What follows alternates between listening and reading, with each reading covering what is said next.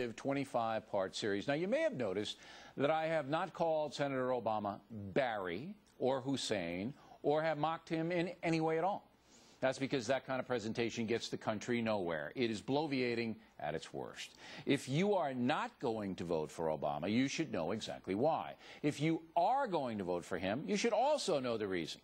And those reasons should be based on facts. There's far too much stupid ideology in play in America, so we've decided to give you the facts about Barack Obama in a straightforward manner. Unlike John McCain, whose life story is very well known, the senator's story has been somewhat obscured by zealots on both sides. So we begin the Chronicles with a look at his parents who shaped the man we see today. Barack Obama was born in 1961 in Hawaii. 2 years later, his father, Barack Sr., left his mother, Ann Dunham. Except for a short visit years later, the man never returned to the home. At age 6, Barack Obama's mother took him to Indonesia, where she eventually married another man. At age 10, 4 years later, his mother sent him back to Hawaii, where he was attended to by his grandparents. 3 years later, his mother returned to Hawaii. Joining us now from Chicago to chronicle Obama's upbringing, David Mendel, author of the book Obama: From Promise to Power. This is a tough upbringing. You know, this reminds me of Bill Clinton's upbringing. We had the flamboyant mother and, you know, the abusive father who left the home and all kinds of craziness there.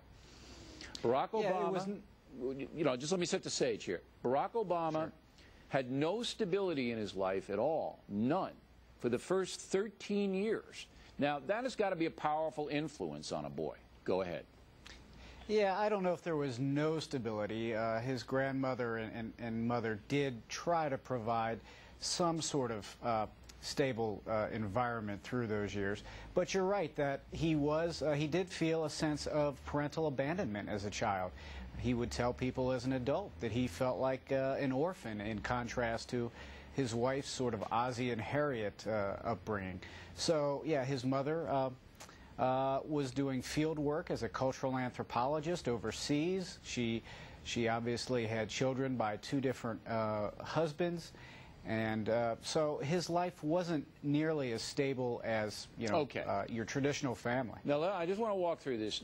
You're being very kind to Barack Obama's mother, but she was a hippie. She was a hippie, okay? Because, you know, she was kind of a free spirit in the 60s, wandered, took what? You know, decades to get her PhD and some kind of carpentry thing. Very free spirit, and there's nothing wrong with that.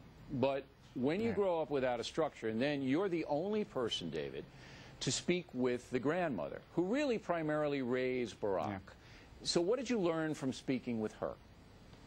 Well, there were two, the mother and the grandmother were the two primary influences on his life. And they're very different personalities. His mother was this romantic dreamer. You called her a hippie. She wasn't necessarily into the drug culture, but she was a very liberal human being, a follower of like Adlai Stevenson. So the grandmother was very different than that. She was sort of a pragmatist. She went to work for a bank and as a secretary, and ultimately rose through the ranks there through pulling herself up through her own bootstraps.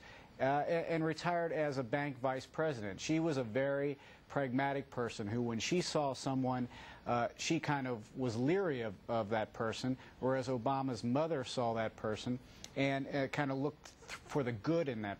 So he had these two kind of different yin and yang influences coming at him, and he's sort of a mixture of both of those personalities if you really look at him. Now, what about the grandfather? He was a little unusual too, right?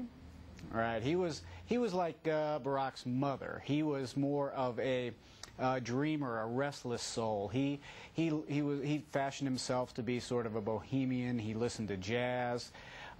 He liked he kept moving the family from one part of the country farther west, and eventually landed in Hawaii. So he was a very restless soul. All right. So stability. It was really It was really the grandmother who kept the family together and in order. Now, that all manifested itself later as Barack Obama got into his late teen years, early 20s, when he rebelled, correct? Yeah, certainly he went through a period of adolescent rebellion and self-reflection. He was raised in this white family, and he was obviously looked African American. So that gave him sort of a curiousness about his identity, and nobody in the family could really help him with that. There weren't many blacks in Hawaii. He realized he was going to move to the United States, and he tried to figure out what it meant to be a young black man in the United States. So he read a lot. He read Langston Hughes and James Baldwin and these black authors, and he was searching for what it meant to be a black man, because he hadn't experienced Now, that. we have a minute left to go. You know, Barack Obama is very generous to his father in his books. And I think his father was just a cad, C-A-D.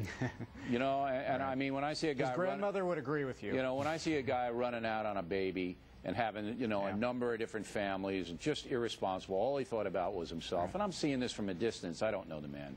But, you know... I think Obama, that has got to play, as just like Bill Clinton's mom played, a major role in the guy's life. Yeah, he felt like he was abandoned by this fellow, and he was trying to figure out why. I think that's why he searched out that ancestry. Why did this guy leave my mother? But they were just kids. They were, you know, 19, 20 years old when they got married. Still, but this guy's pattern of behavior, he died in 1982, was all over the place. I admire Barack Obama and Bill Clinton for overcoming, you know, what they did, and they didn't have the advantages that most of us have, and look where they are today. Mr. Mendel, thanks very much. We